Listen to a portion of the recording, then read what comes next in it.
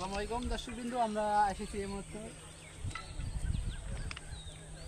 Rail line station Joydebpur rail স্টেশনে এসেছি। আমাদের সব বন্ধুরা সাথে আছে, এগুলো বন্ধুরা হচ্ছে সব বাচ্চার ভালো না তো। Yes boss. আমরা সেই গ্রাম শহরের ভেতরে আছি।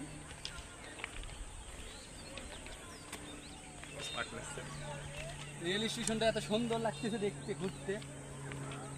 কয়েকদিন পর মনে করেন আলাম রেল স্টেশনে, একদিন ছিলাম মানে রুমের ভিতর বন্দি ছিলাম।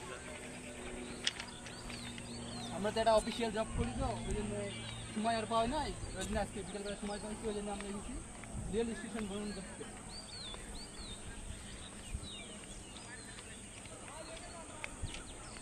আমাদের সামনে আছে সাগর, বিক্রম রায়।